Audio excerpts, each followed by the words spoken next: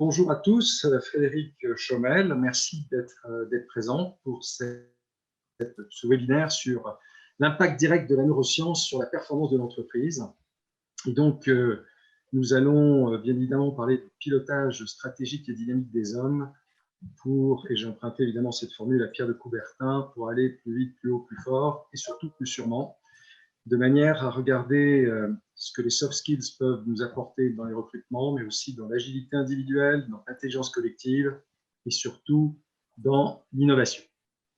Alors, évidemment, je tiens à remercier l'AMIX qui organise ce webinaire, Éric Laplace, son président, Fabrice Chevalère qui s'est occupé de toute la logistique, Stéphanie Cordier, et puis évidemment à vous tous qui êtes présents devant votre écran et donc devant le mien. Donc moi, vous savez que j'ai une double activité, donc Axelio et MyPandora. Donc Axelio est un cabinet de recrutement et de chasse de tête, et MyPandora est l'entreprise qui s'occupe de neurosciences, mais les deux sont très liés, nous aurons l'occasion d'en reparler. Donc évidemment, tout ce que je vais vous présenter est déposé, et je dirais que par la suite, vous pourrez réutiliser ces deux, les visionner, et bien évidemment les partager à partir du moment où ils restent dans une dimension, je dirais, plutôt privée. Alors, je vais commencer par la fin, c'est-à-dire par l'innovation, c'est-à-dire des entreprises qui ont réussi des projets fous grâce aux méthodes, aux procédés et au savoir-faire que nous avons développés depuis de nombreuses années. Et évidemment, nous sommes aussi des passeurs de ces connaissances. La première des choses, c'est depuis 1893, vous avez des navires de grande taille qui sont bruyants, peu économes en raison des moteurs diesel et du système arbre d'hélice gouvernail qui fait vibrer le navire. Et donc la question était de tout ça disparaissait. Donc à l'écran, vous avez un système classique de propulsion des navires. Eh bien, MyPandora Axelio a fait intégrer pour la première fois au monde des pods électriques sur des paquebots. Je vous donne quand même un ordre d'idée. Ces paquebots sont des unités qui font plus de 300 mètres de long, et ces moteurs électriques ont la particularité de pouvoir tourner à 360 degrés, donc il n'y a plus d'arbre d'hélice, il y a bien évidemment des hélices, mais c'est ce qui permet à des navires d'extrêmement grande capacité de pouvoir accoster sans remorqueur et de pouvoir presque se garer comme une Fiat 500 ou une Twingo. Enfin, garer, accoster, vous avez bien évidemment corrigé mon langage. Un autre exemple, c'est l'armateur Carnival Corporation qui souhaitait un bateau de croisière plus grand que la Tour Eiffel et qui puisse évidemment résister aux eaux déchaînées de l'Atlantique Nord. Et à l'époque, ce projet était complètement irréalisable. Le résultat, nous avons rendu possible la création du Queen Mary 2 grâce à plus de 120 innovations majeures, notamment les POD et bien sûr plein d'autres choses. Autre exemple, autre contexte, suite à une erreur de conception, un méthanier, enfin 4 méthaniers construits pour, à l'époque, Gaz de France, qui ont une valeur totale d'environ 700 millions d'euros, sont condamnés à être détruits parce qu'ils fuient. Ils ont un système de double coque qui n'est pas étanche. Et ça pose évidemment d'énormes problèmes. Donc, je vous laisse imaginer quand vous avez 700 millions qui partent en fumée. Avec une équipe formée à un certain nombre de techniques, nous avons fait émerger une innovation décisive. En l'occurrence, il s'agit d'une double barrière de protection Invar triplex en collé. Ne me demandez pas le détail, je serais incapable de vous l'expliquer. Je ne suis pas technicien sur le sujet. Et ceci a permis de retourner la situation. Finalement, l'entreprise écope de seulement 100 millions d'euros de pénalité au lieu de 700 millions d'euros de perte sèche. Autre exemple, le porte-hélicoptère de la marine, la Jeanne d'Arc, ne correspond plus au théâtre d'opération d'aujourd'hui et il faut le réinventer. Et donc, les chantiers de l'Atlantique, puisqu'il s'agissait d'eux, avec, à l'époque, la DCNS, qui est devenue aujourd'hui Naval Group, ont phosphoré à partir de ce que nous avons transmis.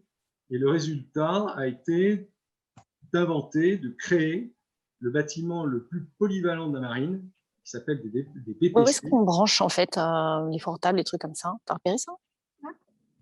Les types. Ah oui, voilà. Est-ce que vous pouvez couper vos micros, s'il vous plaît? Merci pour ceux qui ne l'auraient pas encore fait. Donc, des BPC, donc des bâtiments de projection et de commandement type Mistral, et qui peuvent cumuler des fonctions de débarquement amphibie, d'hôpital, de centre de commandement interopérabilité au temps, etc. Dans un autre univers, qui celui-ci n'est plus les navires, mais l'aérien, Thales, qui est sous la maîtrise d'œuvre d'Assaut Aviation, est bloqué depuis 3 ans sur un problème de communication radio-air-sol du drone Neuron. Vous avez 50 personnes qui travaillent sur ce projet, 3 ans. À raison de salaire moyen, on va dire, à 70 000 €, ça veut dire que ça commence à faire beaucoup d'argent. Et ils sont totalement bloqués. Le résultat, c'est que nous avons fait trouver la solution radio en moins de 100 jours, après les différentes formations dont je vais vous parler tout à l'heure. Et le Neuron a effectué son premier vol d'essai réussi en décembre 2012. Mais ils étaient vraiment dans l'impasse. Autre sujet, tourne dans les airs, mais dans une entreprise différente, ce qui s'appelle Airbus Hélicoptère aujourd'hui. À l'époque, c'était Eurocopter. Donc, souhaite renouveler son hélicoptère phare, le Dauphin. Pour vous donner un ordre d'idée, le Dauphin, ça vaut 10 millions d'euros. Et le premier vol agréé a eu lieu en 1975. Donc, grosso modo, ça a une durée de vie de 40-45 ans. Et il faut absolument trouver un nouvel hélicoptère qui soit moins bruyant, plus facile à piloter et surtout une meilleure stabilité dans tout type de mission. Le résultat, c'est de faire inventer les nouvelles formes des pales du H160 ainsi qu'un cockpit mieux isolé et plus léger. Il en résulte 50% de bruit en moins et une grande stabilité ainsi qu'une réduction forte de la consommation. Là, comme je le disais tout à l'heure en plaisantant, probablement que les moins de 20 ans, même 30 ans, ne connaissent pas cette publicité où les personnes un petit peu plus âgées peuvent reconnaître la manche de Carlos, où il y avait une publicité qui s'appelait Oasis A, Oasis O. Et la marque Oasis est en train d'être déréférencée des grandes enseignes de distribution et souffre de saisonnalité. La marque est dans une totale impasse. Le résultat, c'est qu'on provoque une véritable rupture d'identité en faisant inventer les petites mascottes sous forme de fruits qui sont des personnages. Et la marque devient incontournable pour la distribution et elle se vend en toute saison parce que les enfants demandent à avoir ces fameuses petites mascottes. Dans la même entreprise, Orangina a pour vocation, enfin tout ce qui est Orangina chouette, ça a pour vocation d'être séparé du groupe Cadbury. Et il faut mobiliser complètement les équipes parce qu'aujourd'hui, elles pensent que la concurrence est bien meilleure qu'eux. Et donc, le succès de la vente est extrêmement incertain. Le résultat, c'est que nous avons accompagné humainement le PDG de cette division jusqu'à certaines strates dans l'entreprise. Et finalement, cette entreprise est vendue 1,855 milliard d'euros, soit 655 millions d'euros de plus que prévu au fonds Blackstone et Lion Capital. L'autre entreprise qui avait mis 1,2 milliard, c'était BNP Paribas. Contexte très récent, nous sommes sur un nouveau programme de système de télécommunications spatiales militaires qui fait l'objet d'un appel d'offres très élevé.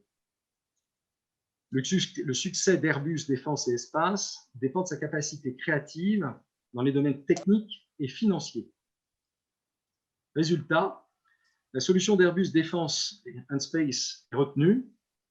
La mise en place d'un cerveau créatif collectif a permis de proposer une solution performante de résistance aux agressions et un montage public-privé particulièrement innovant. La résistance aux agressions, c'est éviter qu'il y ait des satellites espions qui viennent trop près du satellite. Ce satellite sera lancé en début d'année 2022. Et bien évidemment, ça ne concerne pas que des pays ou des très grandes entreprises, mais je vais vous donner maintenant un exemple d'une entreprise qui était une start-up il y a quelques années. La Forêt, là, ce n'était pas une start-up au moment où je les ai rencontrés, mais après la vente de leur entreprise, et quelques années plus tard dans le licenciement, les deux cofondateurs cherchent à rebondir. Oui, mais comment? À l'âge de 54 et 59 ans, respectivement. Eh bien, on a fait imaginer un nouveau projet immobilier. Il s'appelle Stéphane Plaza et vous en avez tous entendu parler, j'imagine. Et en 6 ans, l'enseigne passe de 0 à 550 agences ouvertes à date, avec un objectif de 1200 pour 2025. Et la rentabilité fait pâlir tout le monde parce qu'elle est supérieure à 50% de bénéfices net sur chiffre d'affaires. La vitesse de développement est jamais vue dans l'univers de la franchise, toutes franchises confondues. Alors bien évidemment, tous ces résultats ne sont pas dus au hasard, le hasard n'existant pas selon M. Henri Poincaré. Alors, quels sont les points communs entre ces entreprises de secteurs si différents? J'aurais pu vous parler d'automobile, j'aurais pu vous parler d'assurance, j'aurais pu vous parler de produits pharmaceutiques. Ça s'applique à tous les domaines. Ça s'est même appliqué à une société comme la Brinks sur la distribution de billets de banque. Je vous en parlerai tout à l'heure si j'y pense encore. Leurs dirigeants ont pris plusieurs actions. D'abord, ils ont pris le risque de voies nouvelles. Nous savons tous, en ce moment, quand on ne prend pas de risque, ce qui peut se produire. Cette période Covid fait que ça chamboule quand même pas mal de choses. On voit ce qui se passe avec des entreprises comme Pfizer et Moderna qui ont pris le risque d'ouvrir de nouvelles voies. Vous pouvez tout perdre ou énormément gagner. Et on prend toujours un risque. Le deuxième point extrêmement important, c'est qu'ils ont cru dans leurs équipes. Ensuite, ils leur ont fait totalement confiance. Ils les ont soutenus envers et contre tout, parce que, croyez-moi, il y a des obstacles. Ce n'est pas des histoires de long fleuve tranquille, même quand on voit les résultats.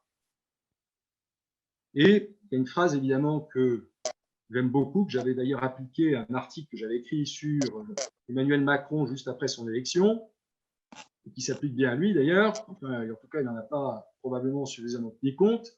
Si tu veux aller loin, si tu veux aller vite, pardon, vas-y seul. Si tu veux aller loin, allons-y ensemble. Et bien évidemment, c'est un des mantras de ce que nous développons. Alors, qu'ont fait ces dirigeants de si différents?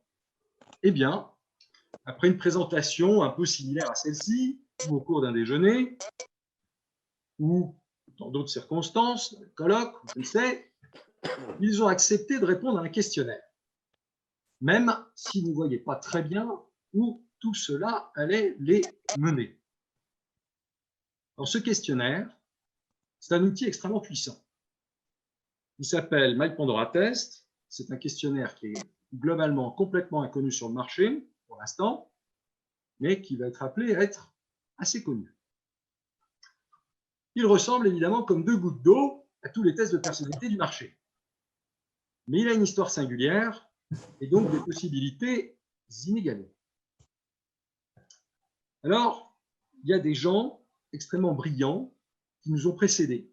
Et bien évidemment, le fait de créer des choses nouvelles fait qu'on va déranger les systèmes établis, mais il faut reconnaître les gens qui sont passés avant nous et qui nous ont apporté énormément pour pouvoir arriver là où on en est. Et puis demain, il y en a d'autres évidemment qui prendront le relais et puis qui emmèneront tout ça encore plus loin. Là, nous avons trois, je dirais, grands parrains, si je puis m'exprimer ainsi.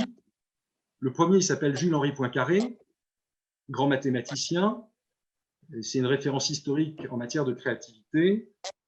Non seulement il était grand mathématicien, mais il était physicien, il était astronome, il était membre de l'Académie des sciences, membre de l'Académie française, et c'est lui qui a fait rentrer le mot intuitionnisme dans le dictionnaire de l'Académie française. Et évidemment, c'est un génie de la créativité, on aura l'occasion d'en reparler.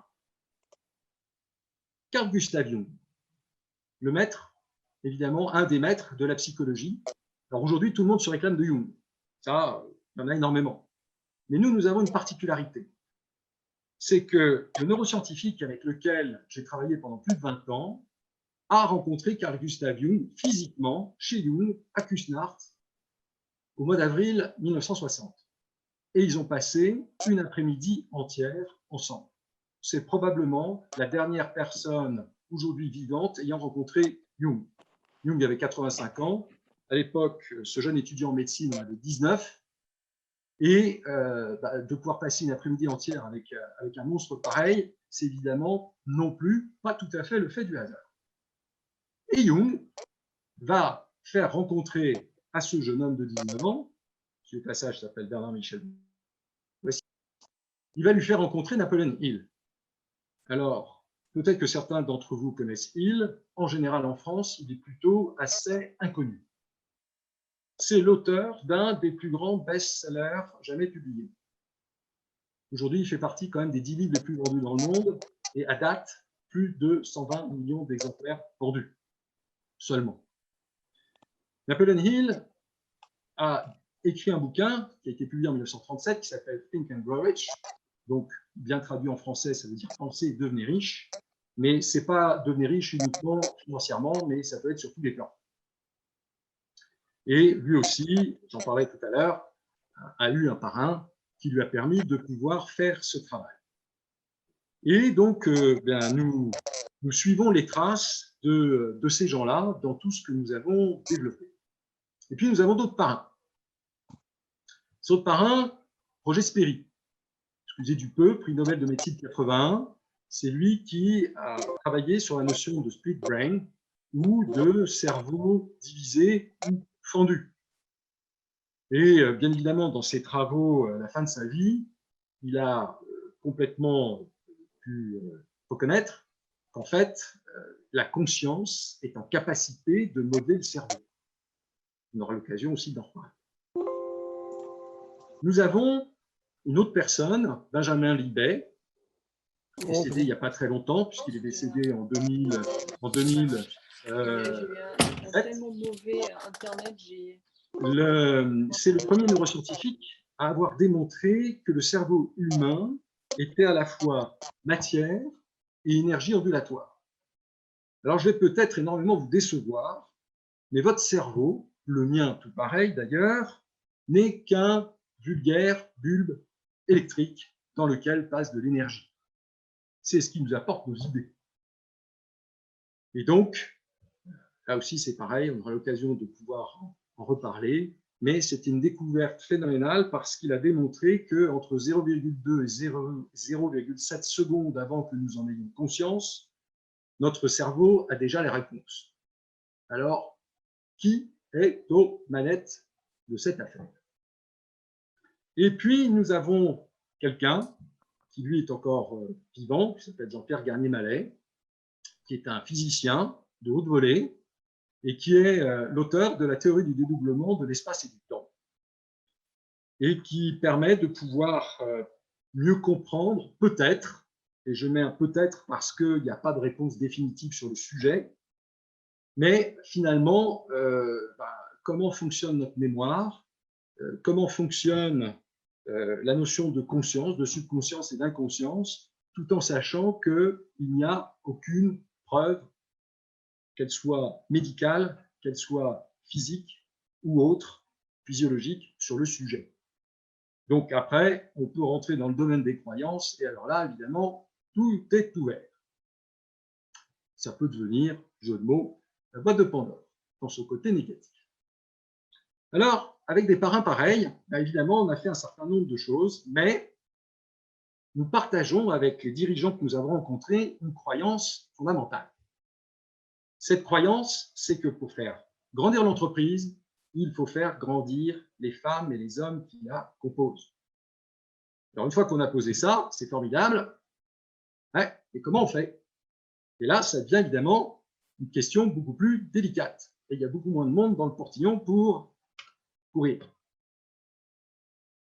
Et donc, ce que nous avons fait, c'est que nous avons mis un outil au point qui s'appelle MyBandoraTest, j'en ai déjà parlé tout à l'heure, et c'est le premier test de personnalité à prendre en compte à la fois l'activité consciente, mais en même temps l'activité subliminale de la personne qui répond à ce questionnaire, sans qu'elle en ait conscience.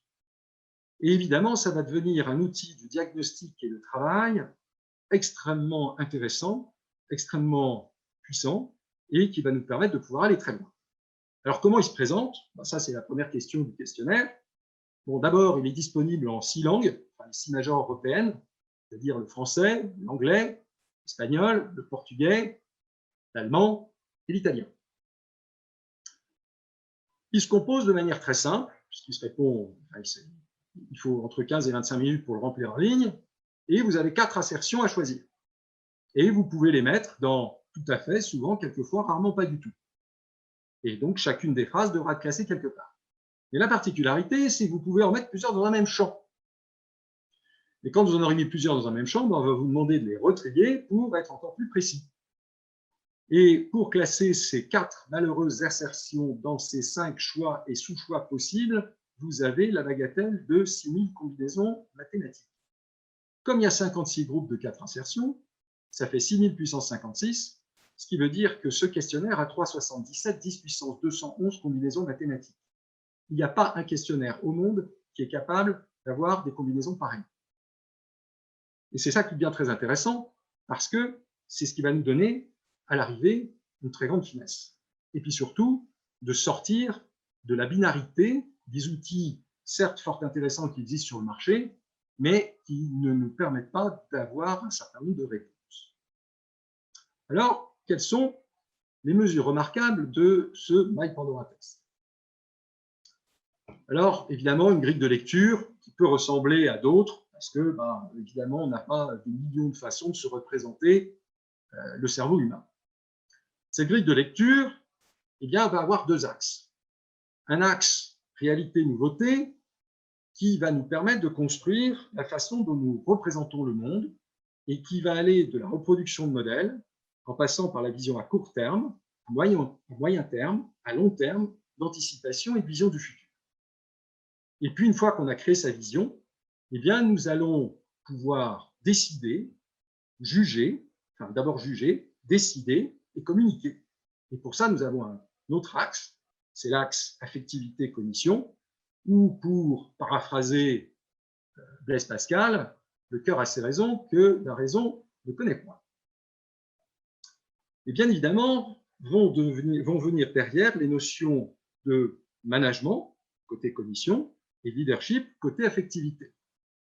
À l'extrémité, dans le pôle autant cognition qu'affectivité, vous aurez probablement des personnes assez toxiques. Dans la cognition, vous aurez des personnes qui seront très autocratiques, dirigistes. Et dans la partie affectivité, vous aurez des personnes qui seront soit dans le laisser-faire, soit dans la manipulation. Mais évidemment, plus proche du centre, on aura des gens beaucoup plus équilibrés, d'un côté qui seront dans un management directif ou consultatif, ou de l'autre, dans un leadership de participation ou de délégation. Et ça nous amène à avoir des gens qui vont être plutôt stratèges, d'autres plutôt opérationnels, d'autres plutôt gestionnaires et d'autres plutôt créatifs. Vous allez me dire, ça ressemble déjà à des trucs que nous connaissons. Oui, le monde a existé avant nous, il existera après aussi. Alors, maintenant, vous allez avoir quelque chose que vous allez trouver nulle part ailleurs. C'est-à-dire que dans ce questionnaire, on vous a mis 2 questionnaires en même temps sans que vous en rendiez compte, et vous allez avoir 3 valeurs à la sortie. Une valeur d'image de soi. Qu'est-ce que c'est? C'est ce que Jung avait appelé la persona, pour le social, c'est-à-dire image que l'on cherche à donner de soi et que nous jouons tous, et dont on n'est pas toujours évidemment pleinement conscient. C'est l'image idéale que nous cherchons à envoyer de nous aux autres. Puis nous allons avoir une valeur ressource. Cette valeur ressource, c'est notre valeur de fond, c'est-à-dire qui nous sommes dans le fond et nous sommes les seuls à le savoir, parce que nous sommes les seuls à savoir quel est notre référentiel. Enfin, en tout cas, si ce n'est pas consciemment, déjà, bon, quand on a un certain nombre d'actions, on sait plus ou moins ce qu'on fait. Et cette valeur ressource, évidemment, existe en puissance pour aller vers ce que nous pourrions devenir en travaillant sur nous. Et puis, entre les deux, il y a une valeur qui s'appelle la valeur d'être. C'est la façon dont notre entourage va plus probablement nous percevoir. Donc déjà, vous allez avoir 3 distinguos de valeurs. Et ça va nous donner une richesse formidable. L'autre point remarquable, c'est notre niveau d'extériorisation et d'intériorisation sans être binaire. Oui, nous sommes plutôt une personne qui réagit au quart de tour, donc on va plutôt être dans l'extériorisation, ou quelqu'un de réfléchi, sensible, imaginatif. On sera plutôt vers des valeurs d'intériorisation. Évidemment, Pandora Test va évaluer vers quelles orientations nous tournons plus volontiers, sachant qu'on est quelque part, évidemment, entre les deux, mais on va systématiquement avoir une préférence. Et le questionnaire ayant 224 assertions, puisque c'est 56 groupes de 4, 112 assertions d'extériorisation et 112 assertions d'intériorisation. Donc, ce n'est pas sur 1, 2 ou 3 questions à l'intérieur du questionnaire, c'est la moitié, pour l'un et pour l'autre. Mais évidemment, quand vous y répondez, vous n'en avez aucune confiance. L'autre point remarquable, et ça vous le trouverez nulle part ailleurs, tout le monde aujourd'hui parle d'agilité. Formidable. Alors, qu'est-ce que c'est que l'agilité? Eh bien, l'agilité, elle peut se mesurer en termes scientifiques dans la mesure de l'ouverture ou de la fermeture des champs de conscience. Est-ce que je suis plus ou moins conscient? Donc, est-ce que j'ai une conscience large ou est-ce que j'ai une conscience étroite? Évidemment, si je pose la question aux individus, et croyez-moi, je n'y manque jamais quand je les ai en entretien, de savoir s'ils sont très ouverts, moyennement ouverts, peu ouverts ou pas du tout ouverts. Bon, évidemment, la plupart des gens me disent « Oh non, je suis quelqu'un d'ouvert ou assez ouvert ou très ouvert ». Mais ce n'est pas tout à fait les résultats qu'on obtient. Et c'est là où ça devient extrêmement intéressant. Parce que cette dimension nous permet de pouvoir avoir, avec une très grande fiabilité, comprendre quelle est l'attitude que les personnes vont avoir au changement, à la nouveauté, aux personnes nouvelles qu'elles rencontrent, ou à des situations différentes, ou à des manières de penser autres. Et donc, ça permet de mesurer notre ouverture d'esprit. Et là aussi, puisque le questionnaire est construit d'une certaine manière, vous allez avoir 112 assertions d'ouverture et 112 assertions de fermeture. Mais, quand on les rencontre, ben, on ne s'en rend pas compte. Et c'est ça qui devient extrêmement intéressant. Parce qu'évidemment, ça va aller toucher des couches subliminales du cerveau, ce dont je parlais il y a quelques instants. Donc, cet état d'esprit va être évalué par l'outil. Alors, est-ce qu'on a plutôt des pensées de réussite, de victoire, de succès, ou bien des pensées d'échec, de défaite, de revers? Est-ce que vous savez que notre conscience accède à seulement 1 à 5% de toutes nos pensées? Donc, je vous laisse imaginer sur ce qui reste sur les 95 à 99. Alors, imaginez un instant que vous ayez une pensée négative. Je vous laisse avec ces pourcentages pour imaginer le nombre d'autres pensées non conscientes qui peuvent vous traverser l'esprit. Et l'autre chose extrêmement importante et capitale, c'est le fait que c'est la seule véritable dimension que nous puissions changer. La dimension d'intériorisation ou d'extériorisation se change peu. Si vous êtes quelqu'un de très novateur ou quelqu'un de très réaliste, ça changera peu. Si vous êtes un affectif ou si vous êtes un cognitif, ça changera peu. Vous resterez toujours sur ces grandes tendances. Et c'est heureux, parce qu'on ne les fait pas bouger comme ça. En revanche, la seule dimension sur laquelle nous pouvons avoir une action active, c'est celle-là. C'est de changer, de modifier notre état d'esprit. Et ce qui est formidable, c'est qu'on peut le mesurer. Alors, évidemment, maintenant, dans ces autres dimensions, nous avons 40 items que nous allons mesurer. Alors, je ne vais pas rentrer dans le détail, c'est juste pour vous montrer à quoi ça peut ressembler, mais chaque dimension est mesurée de manière complètement indépendante. Ça veut dire que chaque dimension est autonome et en même temps, par les algorithmes que nous avons développés, va être reliée à l'ensemble du questionnaire.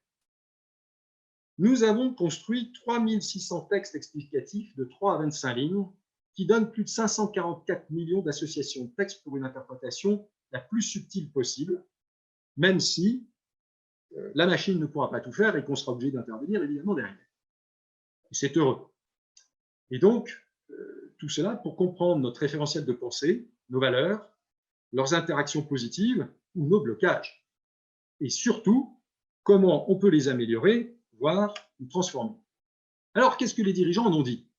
Bon, d'abord, on a tous rempli des tests de personnalité, mais celui-là va beaucoup plus loin que tous les autres. C'est un outil exhaustif, précis, transparent, pragmatique, hyper efficace. Il rend parfaitement ce que l'on pense être totalement subjectif. C'en est même troublant. On se demande bien comment vous avez pu arriver à ce niveau de finesse, de fiabilité et de pertinence. L'ancien directeur général adjoint d'EDF et secrétaire général a dit, à l'issue d'un travail avec ses équipes, Mike Pandora Test n'est pas un test parmi les tests, c'est un véritable révélateur de talent des collaborateurs. Alors, après l'entretien de restitution, ils ont décidé d'aller plus loin, ces fameux dirigeants. Et donc, ils ont fait un cerveau collectif avec leurs équipes, CODIR, COMEX ou Direction des ressources humaines. Et donc, avec ces dirigeants, on partage cette croyance dont je parlais tout à l'heure, faire grandir les hommes et les femmes qui composent ces entreprises. Et nous sommes des passeurs de connaissances, de savoir aux générations futures. Donc, ce cerveau collectif, c'est un outil puissant. Donc, il permet d'identifier les risques dans les équipes. Il permet d'éliminer durablement la plupart des tensions, des frictions, des frustrations individuelles et collectives, pour travailler en toute confiance réciproque, se rassembler autour des véritables problèmes à traiter et surtout créer des équipes véritablement performantes, inventives, autonomes et responsables. Alors, le père du cerveau collectif, c'est Andrew Carnegie. Andrew Carnegie, le roi de l'acier, à la fin du 19e siècle, qui était l'homme le plus riche du monde. Il avait une fortune à l'époque qui équivaudrait aujourd'hui à 300 milliards de dollars. C'est pas mal. Eh bien, savez-vous comment il définissait un grand capitaine d'industrie? J'imagine que non. Voilà sa définition. C'est un homme qui a la tête dans les étoiles, les pieds bien sur terre et le cœur à la portée des autres. Ça veut dire quoi? Ça veut dire à la fois, évidemment, être intuitif et être suffisamment cognitif pour pouvoir raisonner, mais être bien ancré dans les réalités et évidemment être ouvert et être humain. Alors le cerveau collectif, c'est la mise en commun des talents, des valeurs, des connaissances, des savoirs, des compétences de chaque membre d'un groupe pour développer évidemment des projets ensemble. C'est l'écoute des différences, des oppositions, des diversités qui sont source de richesse, des complémentarités et de la mise en œuvre de ces fameuses interdépendances pour former une nouvelle culture d'équipe. Et donc, ce cerveau collectif résulte dans les efforts conjugués de plusieurs personnes qui œuvrent dans un esprit d'harmonie en vue d'atteindre une finalité précise. Et pour cela, il est nécessaire de s'entourer de personnes bienveillantes. Donc, il est nécessaire de changer son état d'esprit s'il est plutôt résistant ou pas très ouvert. De personnes avisées, évidemment professionnelles, prêtes à aider les autres dans un esprit d'entente pour résoudre les problèmes et en inventant de nouvelles solutions. Et donc, c'est de travailler en équipe avec un état d'esprit différent pour se dépasser individuellement et collectivement, pour dépasser les tensions naturelles, pour transcender l'individu, évidemment, au profit du collectif. Et donc, tout ça repose sur le langage. Pourquoi? Parce que notre langage, notre corps défendant, est l'inducteur clé des systèmes de pensée. Et le plus souvent, ça n'est pas conscient. Donc, lors de ces cerveaux collectifs, on va découvrir et approfondir le référentiel du Mike Pandora Test. nous verrons quels sont les atouts de chaque mode de fonctionnement. Et puis, on fera un exercice. On vous posera la question, mais où pensez-vous que se situe le barycentre de votre équipe? Est-ce qu'il est gestionnaire? Est-ce qu'il est créatif? Est-ce qu'il est stratège, opérationnel, etc. Et vous pourrez découvrir le positionnement réel et les détails sur le fonctionnement de votre équipe, et notamment repérer leurs forces, enfin, les forces de vos équipes et leurs faiblesses collectives. Et puis, on vous demandera de positionner vos collaborateurs dans ce référentiel. Et puis, ce que l'on fera, c'est qu'on démontrera, enfin, on passera chaque profil selon la formule du portrait chinois, c'est-à-dire que nous ne mettrons pas de nom et nous décrirons de manière détaillée, mais extrêmement respectueuse des individus. Nous donnerons donc les clés pour savoir de qui il s'agit. Et nous vous demanderons ensuite d'identifier, mais qui est qui. Et récemment, un directeur général adjoint d'une entreprise me disait, ce qui nous a le plus stupéfait, c'est que chacun d'entre nous s'est retrouvé dans la description que vous avez faite de nous, mais nous, on a eu un mal de chien à les reconnaître. Bon. Et donc, qui est qui? Et donc, finalement, vous aurez le tableau de bord des talents de votre équipe. Est-ce que les personnes sont au bon endroit par rapport à leur fonction? Parce qu'il y a quand même, évidemment, des endroits pour certaines typologies de métiers où il vaut mieux se trouver plutôt que d'autres. Si vous êtes un super créatif et que vous êtes dans l'expertise comptable, bah, c'est peut-être pas là où vous utilisez le mieux vos talents, et inversement. Je n'ai rien pour ou contre tel ou tel métier. Donc, il est nécessaire de découvrir quels sont vos systèmes de communication dominants. Est-ce que vous êtes plus à l'aise pour parler budget plutôt qu'innovation, changement ou relations humaines ou plein d'autres choses? Et donc, nous verrons tout cela. Et puis, autre point fondamental, et j'en parlerai tout à l'heure lors du recrutement, vous pouvez découvrir quels sont les binômes complémentaires.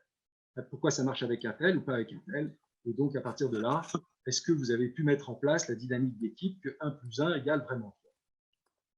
Donc, ce que les dirigeants ont mis en œuvre, il est nécessaire de mieux se connaître individuellement et collectivement pour à la fois moins se juger, moins se défier, apprendre à mieux communiquer, reconnaître et respecter le système de communication des autres, vraiment travailler en confiance et en harmonie, je rajouterais aussi avec de la bienveillance, et bien sûr, cascader dans les équipes pour fluidifier les relations.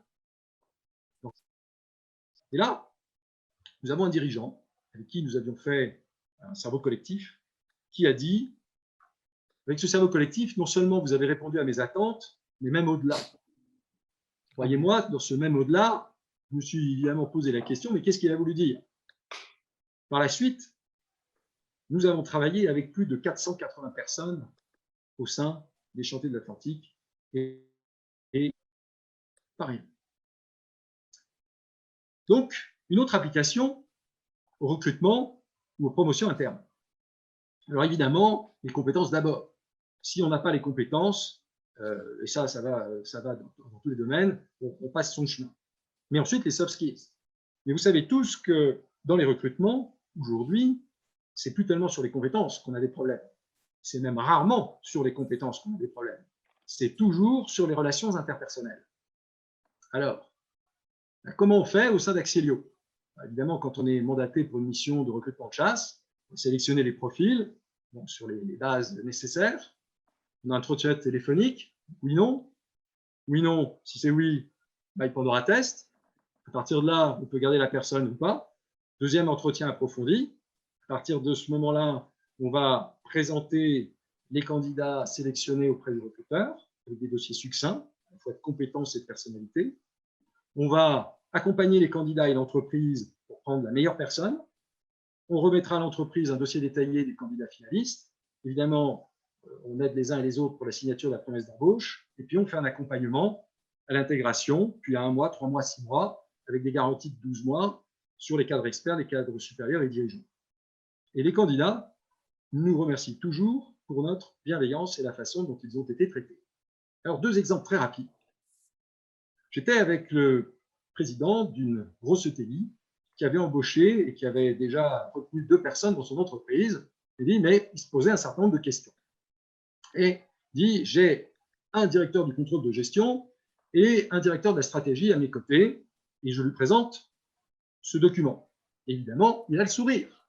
Il a quelqu'un au niveau de la stratégie, il a quelqu'un au niveau de la gestion. Tout va bien. Oui, mais quand je lui ai présenté la deuxième slide, il a nettement moins rigolé. Pourquoi?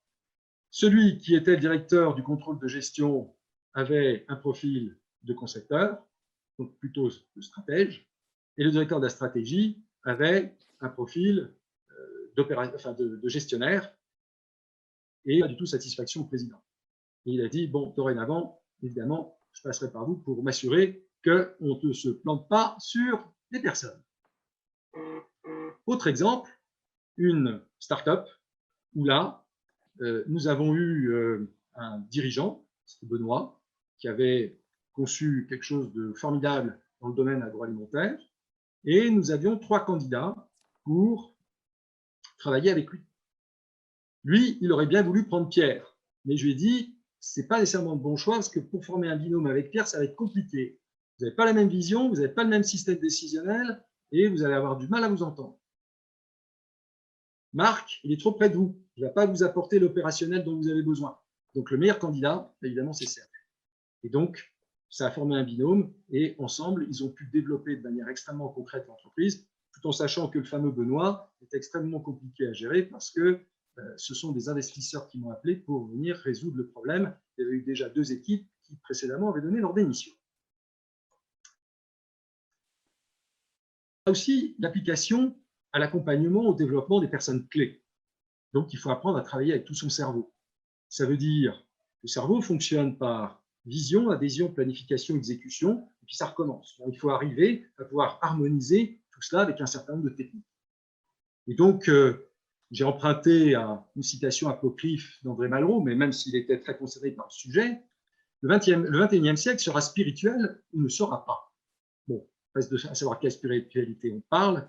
Bien évidemment, c'est pour une sorte d'antidote au matérialisme ambiant, mais nous avons besoin de matérialité et nous avons besoin de spiritualité, alors pas au sens philosophique, ni religieux, ni tout ce que vous voulez, mais c'est de travailler avec notre esprit. Et donc, il y a des applications à la fois individuelles sur des cadres clés dans l'entreprise ou auprès d'universités d'entreprise. Là, le CEO à l'époque d'Orangina Schweppes a dit « Je retourne une situation d'échec grave du comité de direction de ma filiale française de façon totalement inattendue. C'est la réponse intuitive et c'est très puissant. » Il faut savoir que cet homme était parti à Londres pour se faire, entre guillemets, exécuter par le PDG du groupe, qui à l'époque s'appelait Todd Stitzer. Alors, comme il y a prescription maintenant, je vais me permettre de donner les noms, mais ça n'a pas d'incidence. Bien évidemment, sinon, je n'en donne aucun. Et quand Todd Stitzer a vu la façon, parce que nous avions préparé Marie-Bernard Tranois à réagir de manière complètement différente, il s'est dit, mais tiens, si c'était l'homme de la situation. Et au lieu de se séparer de lui, il va lui confier la vente de la division boisson. Donc, pour vous dire que face à des situations extrêmement complexes, on peut toujours trouver des solutions. Et maintenant, je vais terminer par cette application à l'innovation. Innovation, évidemment, au sens étymologique du terme. Pourquoi? Parce que dans le mot innovation, il y a le mot nouveauté. Alors, tout le monde parle, on nous rabâche les oreilles d'innovation, et bien souvent, on parle plus d'amélioration, de changements incrémentaux, mais rarement de véritables nouveautés. Or, ce que je vous ai présenté, évidemment, au début, ça a amené des ruptures. Évidemment, le père de tout ça, c'est Poincaré. Par la logique, c'est par la logique qu'on démontre, c'est par l'intuition qu'on invente. Savoir critiquer est bon, savoir créer est mieux. Vous trouverez cela, page 137, dans Sciences et méthodes, ouvrage très difficile à trouver, mais vous pourrez le trouver sur le site mypandora.io. Et puis, vous connaissez évidemment aussi ce faciès qui s'appelle Albert Einstein. L'esprit intuitif est un don sacré et l'esprit rationnel est un fidèle serviteur. Nous avons créé une société qui honore le serviteur et qui a oublié le don. Alors, nous avons à notre disposition deux grandes ressources. Les ressources cognitives et les ressources intuitives. Les ressources cognitives nous amènent dans le principe d'habitude. Les ressources intuitives nous amènent dans le principe de nouveauté. Nous avons, en tant qu'être humain, accès à deux types d'imagination. Pas 5, pas 15, 2. L'imagination synthétique, qui donne des idées standards, parce qu'elles existent déjà. Et nous avons l'imagination créatrice, qui nous amène des idées nouvelles. Oui, mais qu'est-ce que c'est qu'une idée nouvelle? Une idée nouvelle, ça n'existe pas. Il faut la créer, il faut l'inventer. Et il y a seulement 4 sources d'idées nouvelles dans le monde. Pas 5, pas 12, 4. Alors, ce n'est pas de moi, c'est de Napoleon Hill. Je vous rappelle, 120 millions d'exemplaires de Think and Grow Rich. Je parle bien d'idées nouvelles.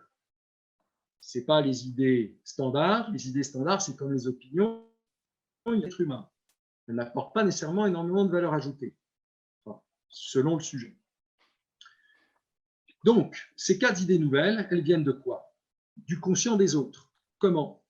Par le biais d'échanges, ou d'un repas, d'une discussion, d'un travail de groupe, ou lorsque vous allez au restaurant, enfin en tout cas quand on pouvait y aller, et puis vous entendez une table d'à côté parler, puis tiens, vous dites tiens, hop, mais vous écoutez autre chose, et puis mais c'est la réponse que vous attendez, ou à la télévision, ou à la radio, que sais-je encore. C'est le seul moyen conscient. Tous les autres, pour sortir, pour inventer des idées nouvelles, vont sortir du subconscient. Le vôtre, celui des autres, ou, formule encore une fois empruntée à Napoleon Hill, c'est pour ça que j'ai mis des guillemets, l'intelligence infinie, force universelle mystérieuse, parce que personne ne sait l'expliquer. Alors, ces dirigeants ont compris qu'il fallait faire confiance à l'intelligence humaine, donc à leurs collaborateurs, pour créer et inventer. Ils ont donné la liberté de créer avec plusieurs points. Le premier point, une formation de 3 jours, ça s'appelle un cerveau collectif créatif, pour recréer et utiliser 2 moments privilégiés par lesquels nous passons tous les jours, au moins une fois. Ça s'appelle le moment hypnagogique ou hypnopompique. Alors c'est très savant, mais c'est très simple. C'est le moment où vous vous endormez et le moment où vous vous réveillez. Et donc une méthode extrêmement précise, sans technicisation de l'esprit, parce que l'esprit n'est pas technicisable. Un espace dédié et propice pour pouvoir travailler avec les gens, et notamment, ça s'appelle en général la maison de la créativité, du temps pour créer et inventer. Tous ces dirigeants ont laissé entre 10 à 20% de leur temps, c'est-à-dire une demi-journée à une journée par semaine, à leurs collaborateurs pour résoudre des problèmes qui leur tiennent à cœur et bien évidemment qui concernent l'entreprise. Il ne s'agit pas d'aller s'occuper de leurs problèmes personnels. Et surtout, aucune pression du résultat. La dimension créative obéit très rarement à la pression du résultat. Alors, la méthode magique, c'est celle de Poincaré. Cette méthode, elle est connue, très connue, sauf qu'elle est utilisée n'importe comment. C'était de Buffalo, dans l'État de New York, qui en fait des séminaires. Croyez-moi, c'est des séminaires qui ne sont pas cadeaux. 20 000 € la semaine, 20 000 $ la semaine. Pardon. Préparation, incubation, illumination, vérification. Vous trouverez cela aussi dans, pas présenté de cette manière-là, mais dans Sciences et méthodes, en l'occurrence entre la page 43 et 63. La préparation, elle doit se faire en mode conscient, c'est-à-dire qu'on doit aller au bout du bout. Et quand on n'arrive plus, on dit ben, j'y arrive plus, je suis dans une impasse. Ben oui, mais c'est quand on est dans une impasse qu'il faut qu'à ce moment-là, on puisse faire jouer le rôle de notre intuition. Et donc, nous allons incuber. Mais alors, le problème, c'est qu'on ne sait pas combien de temps l'incubation va durer. Et puis, il y a un autre problème, c'est qu'on ne sait pas du tout quand est-ce que l'illumination va venir. mais elle vient. En tout cas, quand on utilise ces méthodes, on peut accélérer la dimension temporelle. Et puis enfin, quand on a notre réponse, il faut la vérifier. Alors pour la vérifier, on la vérifie évidemment avec ses dimensions cognitives et réalistes. Et puis, il y a 3 étapes clés. Évidemment, c'est le secret de la méthode Poincaré. Et bien sûr, je ne vous les donnerai pas aujourd'hui parce que cela, évidemment, je les réserve aux entreprises avec lesquelles je travaille. Donc l'innovation, c'est une course de relais entre des créateurs et des formalisateurs, et entre les deux, là, vous avez des découvreurs, des inventeurs, des concepteurs, des adaptateurs, des projeteurs et des élaborateurs. Bon, est-ce que vous êtes en mesure de clairement identifier ces populations dans votre entreprise? J'en doute. Et c'est la raison pour laquelle on a besoin de ce fameux outil qui nous est extrêmement utile. Alors, je n'ai pas de garantie de résultat en termes d'innovation à vous donner, mais une garantie de mieux-être collectif, sûr. Une garantie de communication fluidifiée, absolument. Une garantie d'implication et de motivation des collaborateurs, tout à fait.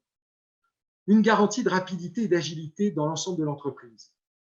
Et puis, évidemment, après, vous pouvez vous approprier nos méthodes et vous pouvez les dupliquer. Aujourd'hui, des entreprises comme la DCNS ou comme Naval Group ou comme les Chantiers de l'Atlantique ou bien d'autres continuent à les utiliser.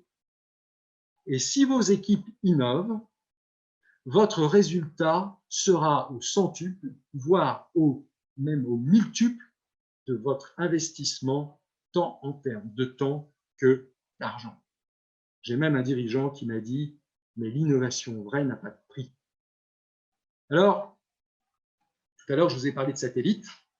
Un monsieur qui s'appelle Eric Souler, qui a été Senior Vice President, Head of Engineering Operations, Quality Communication, Intelligence and Security, et qui auparavant était le CTO d'Airbus Défense et Espace.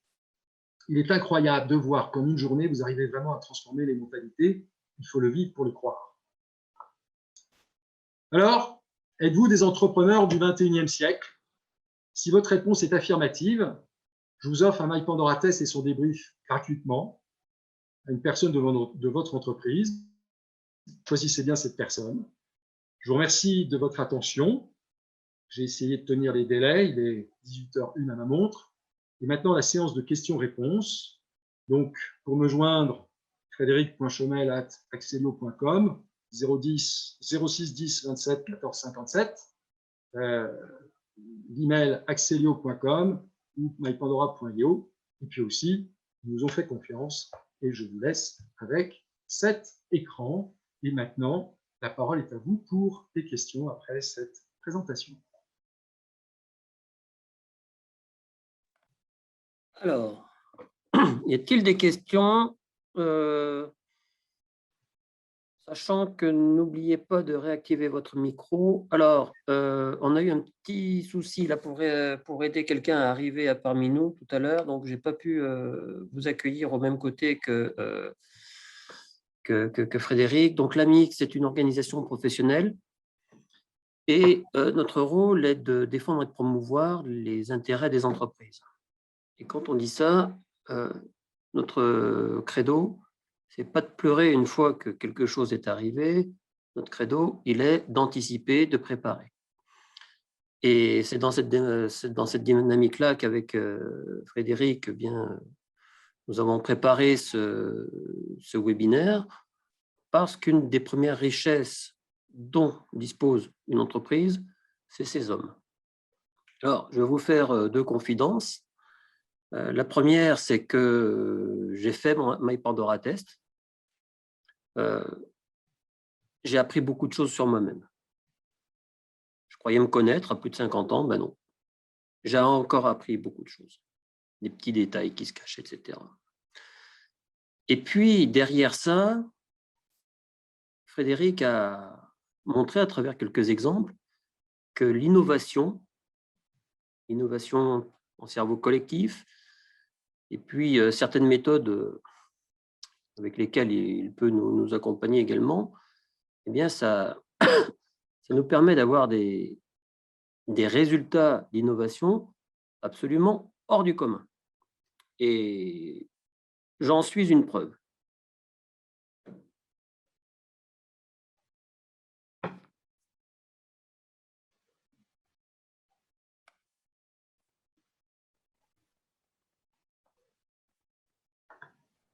Alors, là, je vois qu'il y a des questions qui viennent par la discussion, par le forum.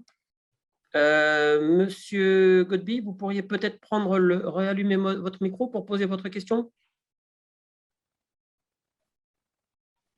Oui, bonjour à tous. Mon micro est allumé.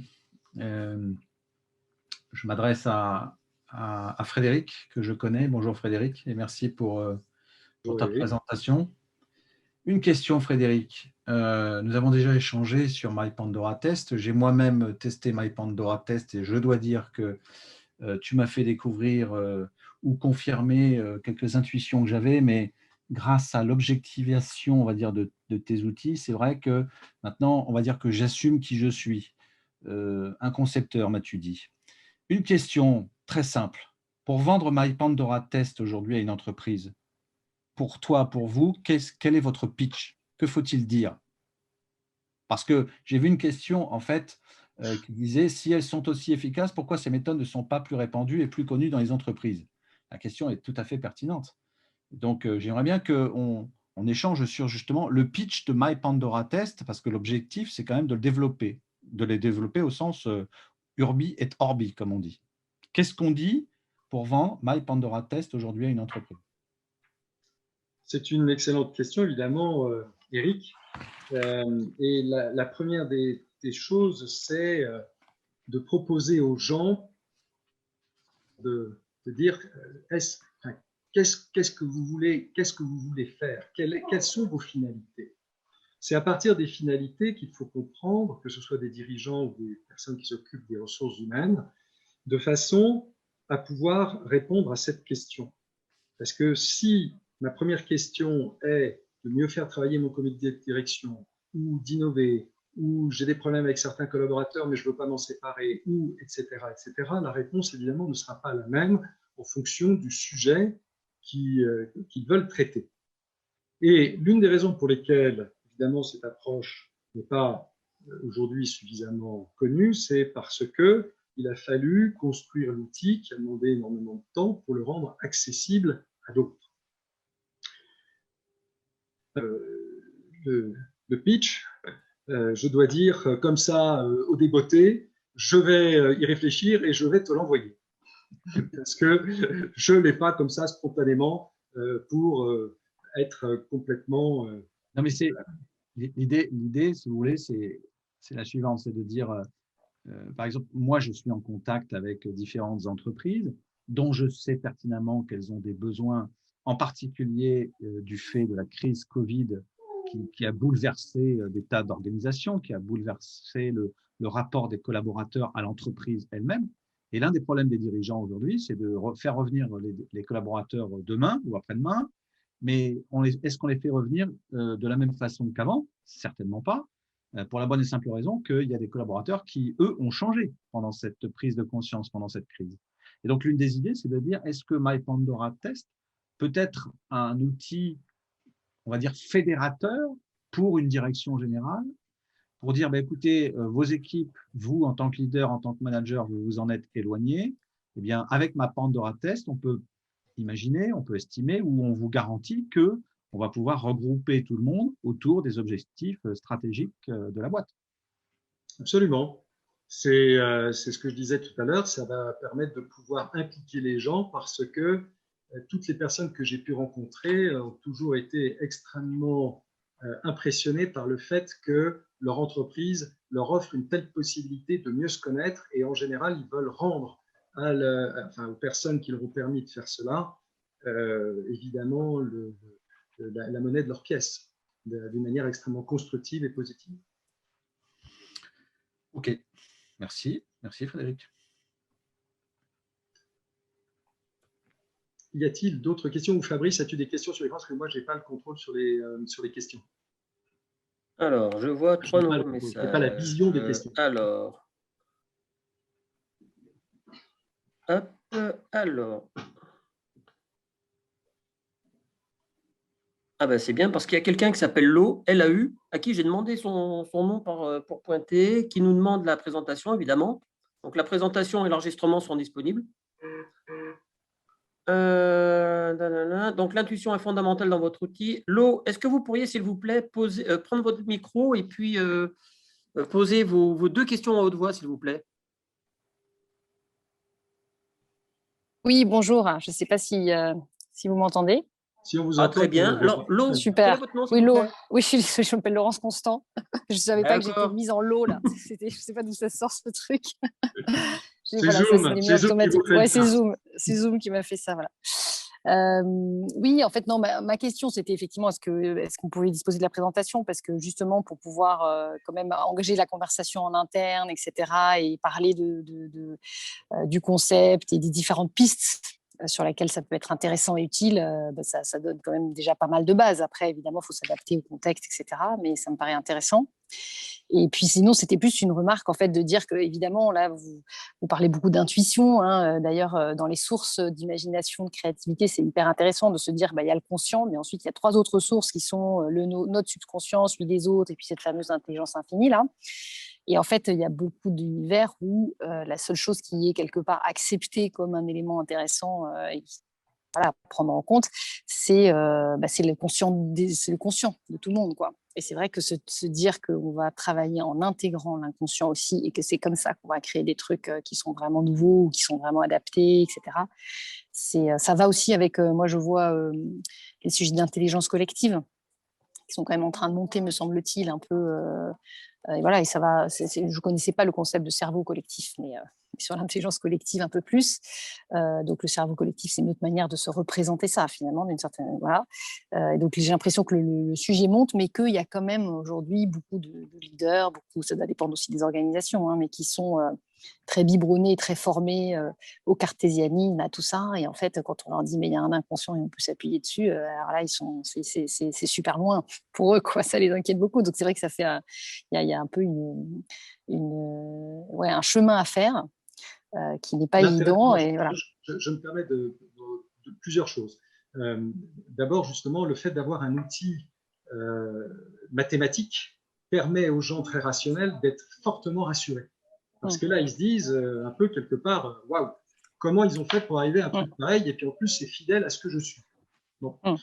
Ça, c'est pour répondre à la question. L'autre sujet, quand vous avez parlé, ça m'a évoqué les pales de l'hélicoptère H-160. Il faut savoir que quand on a fait avec ces équipes, donc on a fait tout le déroulé, et il y a un moment donné, en les faisant travailler, est sortie l'idée, finalement, mais conscient, en mode cerveau collectif, en mode subconscient, est sorti le fait que le meilleur hélicoptère, c'était la libellule.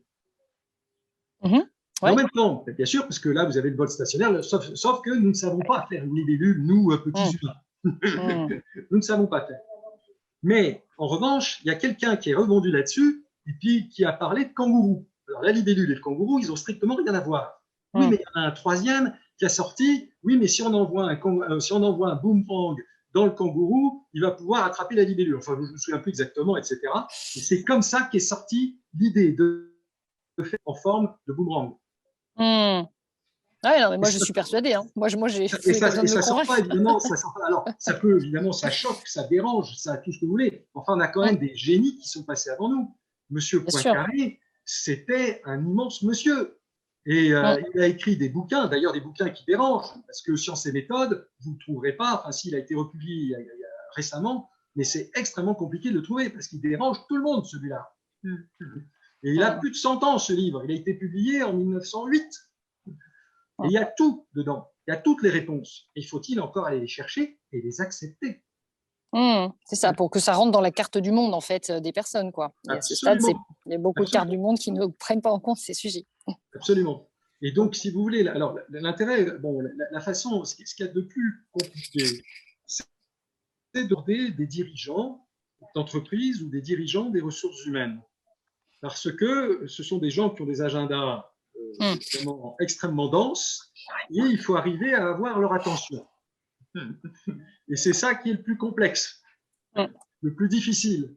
Mais en revanche, la plupart des dirigeants, qu'ils soient dirigeants d'entreprise ou directeurs quand ils ont fait le test et quand ils le voient sur eux-mêmes et quand ils comprennent, qu'ils voient les possibilités et les implications que ça peut avoir au sein de leur organisation, ils disent bon.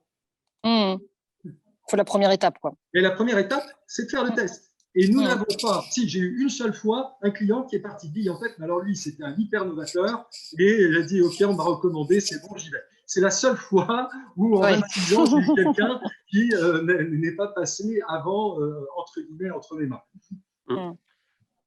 Solange Bécherini a posé un point extrêmement intéressant. Si vous pouviez le partager avec tout le monde en oral, Madame Bécherini, s'il vous plaît.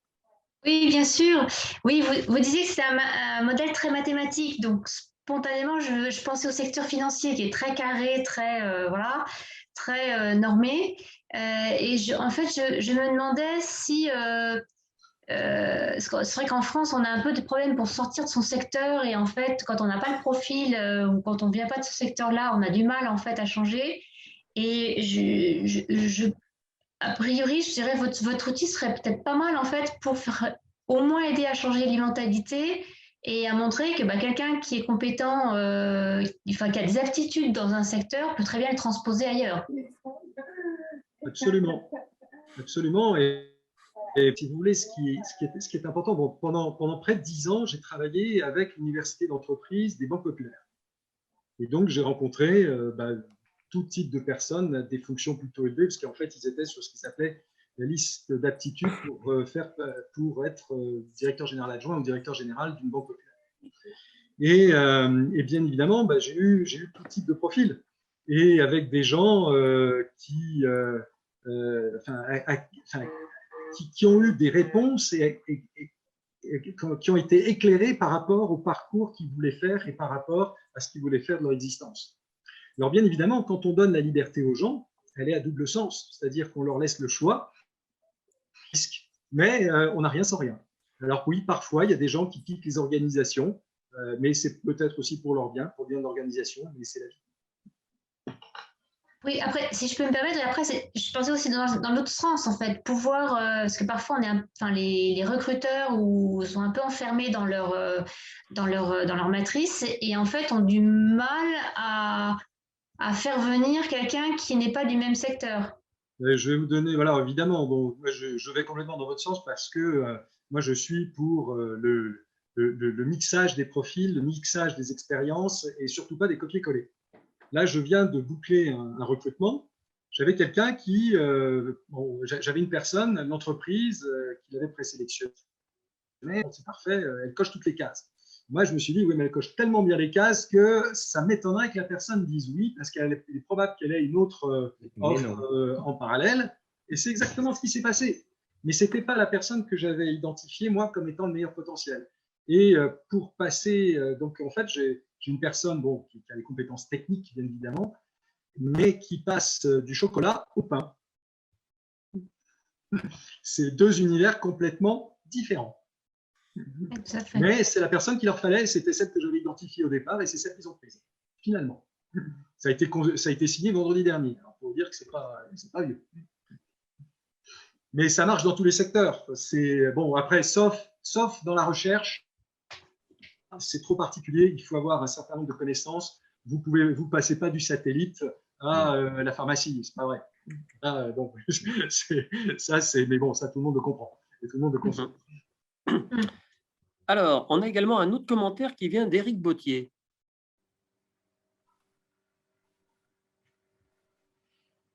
Éric, si tu peux mettre ton micro en route. Oui, bonsoir à tous. On a évoqué tout à l'heure la problématique des tests et pourquoi ce n'est pas très connu. D'abord, Frédéric l'a développé pendant plusieurs années. Il fallait aller au bout du développement, donc ça ne se fait pas en 5 minutes. Confirme. Et puis on est dans un marché. Le marché des tests est un marché très marketé. Il y a des modes. On va passer pendant 5 ans du MBTI, après on va passer sur le disque, après on va passer sur autre chose. On a beaucoup de clients qui vont chercher des outils à la mode et qui apportent des résultats assez rapides et qui sont très, très, très marketés. on se dit c'est bien, j'ai un outil, c'est dans le processus, ça fait bien, mais on ne va pas chercher plus loin selon les sujets.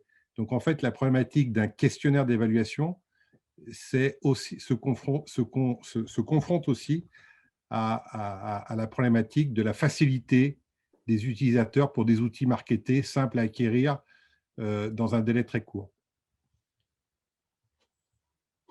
Donc ça, évidemment, c'est en cours de développement. Puisque d'abord, il fallait mettre… bon, l'outil est au point, il n'est pas hyper fiable.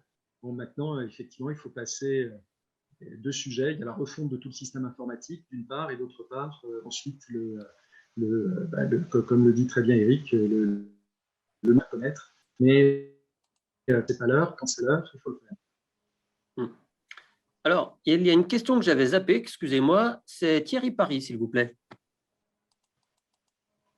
Oui, est-ce que vous m'entendez? Très bien. Je crois qu'elle a été posée par un autre intervenant. C'était concernant le fait que cette méthode, si elle est si efficace, et sur ce que j'ai vu, je pense qu'elle est très efficace.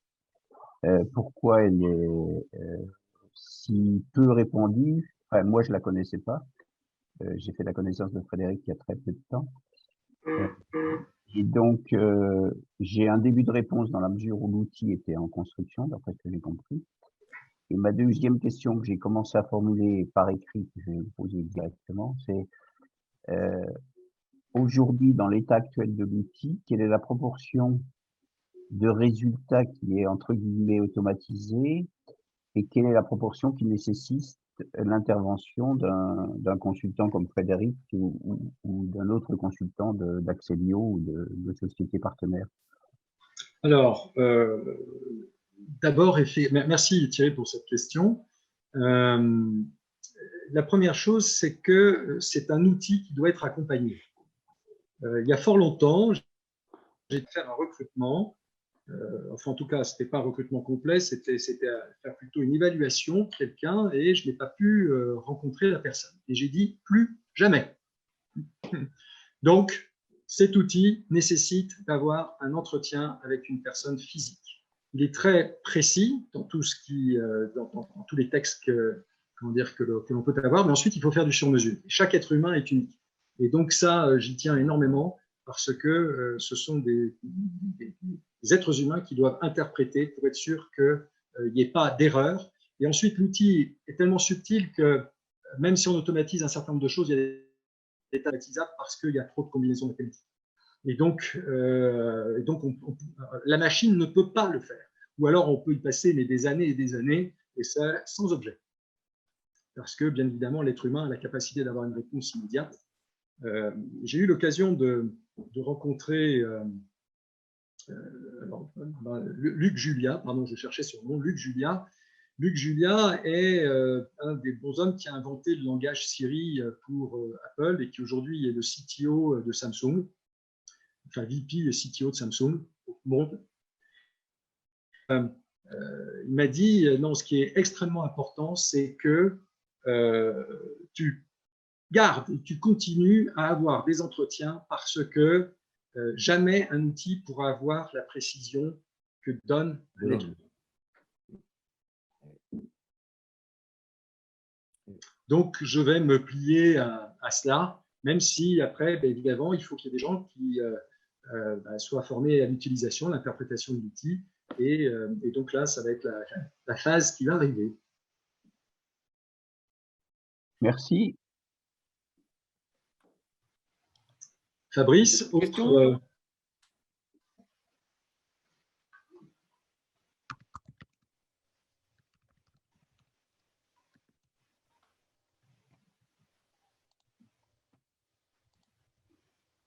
Alors, est-ce que tout le monde est timide ou est-ce que tout le monde a tout compris et se rend compte de l'impact qu'on peut avoir grâce à nos cerveaux? Alors, il y a peut-être une chose, oui, que je n'ai pas dite non plus, mais bon, vous avez compris que le sujet est vaste, il y a tellement de choses à dire. D'abord, pour faire cette présentation, j'avais un cerveau collectif sur mon bureau. Parce que j'ai 5 livres de Jung sur ma table, un livre de Maslow, un livre d'Eric Berne, un livre de John Eccles, Nobel de médecine 1963. J'ai 2 livres de Poincaré. J'ai évidemment le livre de Napoléon Hill. Et bien sûr, ça veut dire que tous ces gens-là, aussi brillants, nous ont précédés et que nous apportons ensuite notre modeste pierre à l'édifice. Et que nous ne savons pas tout, d'une part. Et d'autre part, nous n'avons pas de réponse définitive. L'autre chose aussi qui est très importante, parce que j'avais peur de ne pas avoir le temps tout à l'heure, mais maintenant je le prends, c'est de dire qu'il y a les neurosciences et la neuroscience. Les neurosciences, c'est tout ce qui est du domaine, je dirais, du domaine cognitif aujourd'hui, reconnu comme tel. Mais ces dimensions-là ont beaucoup de mal à travailler avec la dimension de l'esprit. Alors pourquoi? Eh bien parce qu'évidemment, cette dimension-là n'est pas matérielle, elle n'est pas visible, elle n'est pas palpable, elle n'est pas saisissable, elle n'est pas dans le monde visible. D'ailleurs, dans un cerveau, vous ne trouverez ni trace de conscience, de subconscience, ni trace d'inconscience, ni trace de mémoire. Vous ne trouverez rien de tout ça.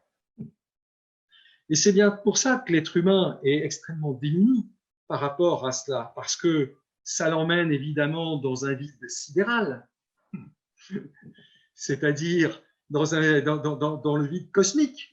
Pourquoi on est là? Pourquoi moi je suis là où je suis? Et puis où est-ce que je vais aller? Parce que bon, j'ai une carapace, alors aujourd'hui on me dit de singe, peut-être singe savant, j'en sais rien, ou peut-être pas, parce que l'être humain, est-ce que c'est un singe? Peut-être pas non plus, parce que l'être humain a une particularité, c'est d'avoir la conscience d'être conscient et puis de pouvoir faire un certain nombre de choses que les autres espèces ne peuvent pas faire et qui n'appartient peut-être pas tout à fait aux mêmes espèces que les autres mammifères, mais il doit les respecter parce que dans tout cet environnement, nous ne serions pas là.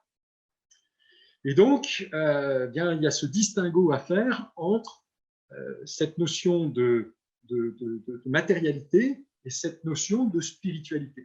Et donc, cet outil nous met évidemment en relation avec cette dimension-là, et c'est pour ça qu'il est aussi pertinent, parce que, eh bien, il va au-delà de l'observable. Et tous les tests du marché, qui sont encore une fois très intéressants, et il y a des gens qui ont passé énormément de temps à les développer, sont intéressants pour faire un bon, comment dirais-je, enfin, un premier diagnostic ou un certain nombre de choses, mais quand on veut aller plus loin, eh bien, ils ont des limites parce qu'ils ne permettent pas d'accéder à d'autres dimensions que celles sur lesquelles ils ont été construits. Et peut-être une dernière question, vous l'avez évoqué, mais je n'ai plus forcément en tête exactement, justement sur cet aspect de développement. C'est-à-dire que vous faites le diagnostic, etc. Et puis après, il peut y avoir des aspects par rapport à un poste donné ou par rapport à la personne, en fait. Vous parliez tout à l'heure aussi des ressources, des valeurs ressources, par exemple, qui sont là, oui, mais qui pourraient être plus peut-être utilisées, plus mobilisées, etc. Est-ce que vous pouvez aussi proposer ou indiquer des pistes, justement, de développement aux bien personnes? Sûr. Ouais, bien sûr, bien sûr. Hier, j'étais avec quelqu'un qui utilise l'outil en tant que coach et j'ai montré le cas d'école qu'il avait. Et en l'occurrence, la personne cherchait à être dans un mode de fonctionnement très cognitif et en fait, elle était dans un mode de fonctionnement complètement affectif, mais ne s'autorisant pas à le reconnaître. Et l'intérêt, c'est que dans l'outil, on peut le voir. Et comme on peut le voir, eh bien, on peut lui donner des clés pour aller travailler avec cette dimension parce que ce n'est pas mieux ou moins bien d'être cognitif. On est ce qu'on est. Maintenant, il faut travailler avec ce que l'on est. Mais il faut se mettre en phase et s'aligner avec soi-même. Et donc, ce qui est extrêmement intéressant, c'est que là, on a l'outil pour donner les clés à la personne pour qu'elle s'aligne avec elle-même. Et donc, évidemment, quand on est aligné avec soi-même, on vit mieux. Et donc, il y a un certain nombre de barrières qui tombent toutes seules. Et là, il n'y a pas besoin de faire 5 ans ou 10 ans de psychanalyse. C'est ça. Donc, ça peut aller très vite. Mais pour répondre aussi à la question et pour aller plus loin, il m'arrive d'accompagner des cadres dirigeants ou des cadres supérieurs et de les amener à se transformer. Quand je vais prendre un exemple, Stéphane Plaza, bon, alors il se trouve qu'un des deux cofondateurs que j'avais accompagné pendant de très nombreuses années est décédé il y a 1 an et demi d'une crise cardiaque. Mais c'est lui qui avait porté complètement tout le projet de Stéphane Plaza au départ. Et il a amené son acolyte, qui aujourd'hui est le président de cette entreprise. Et si cette entreprise a un tel succès, c'est parce que derrière, j'ai décodé les modes de fonctionnement de Stéphane Plaza et je leur ai dit les valeurs qu'il vous faut par rapport à l'entreprise que vous voulez construire et pour vous différencier de ce que vous avez fait hier chez La Forêt, parce que cette entreprise continue à vivre sans vous, il faut que vous alliez sur tel et tel sujet. Et donc, c'est ça que nous avons mis en place hier. Alors, bien sûr, il y a la notoriété de Stéphane Plaza, bien sûr, il y a, etc. Mais c'est le rassemblement de l'ensemble des informations qui permet de pouvoir donner la bonne ligne directrice. Bravo.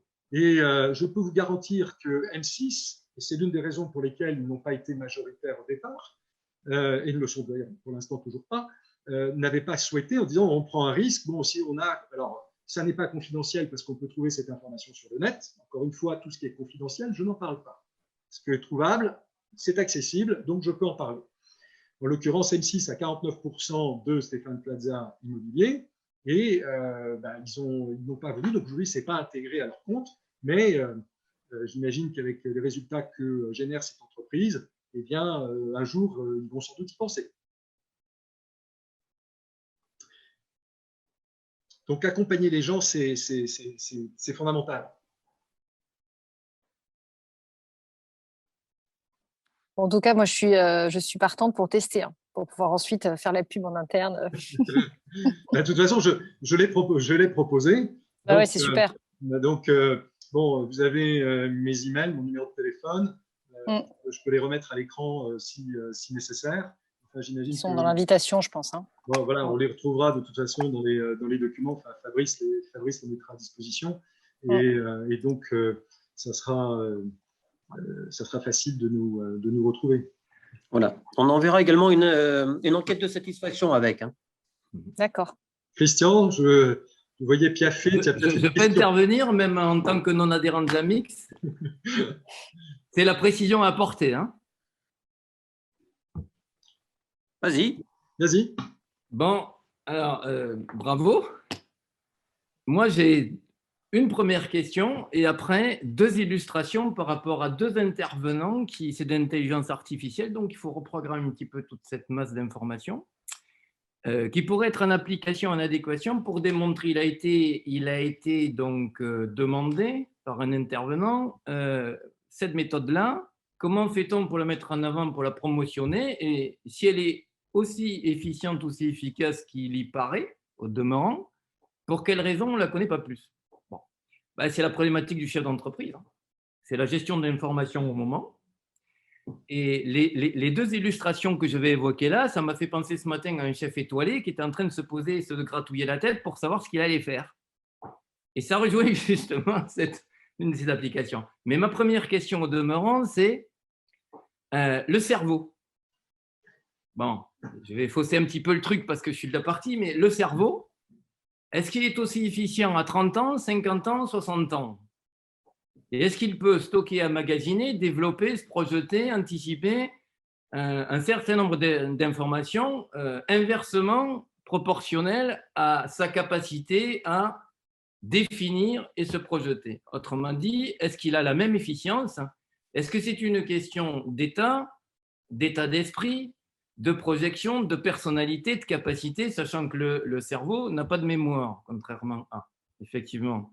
Donc, pour se projeter et dupliquer une efficience, c'est assez compliqué. Donc, moi, ma question, elle est simple, je connais à peu près la réponse, mais est-ce que le cerveau, si on le programme intelligemment comme de l'intelligence artificielle ou autre, si on l'oblige, si on lui indique, si on le, comment dire, si on le fait se projeter sur quelque chose dont il n'a pas idée, est-ce qu'il est capable de reproduire le résultat, peu importe l'âge et la période? Pratiquement oui, sauf s'il y a une déficience type… cognitive. Alzheimer ou Cognitive, on est d'accord. Parkinson. Ça n'a Donc, pas, trouble cognitif. Hein? ça n'a pas d'âge.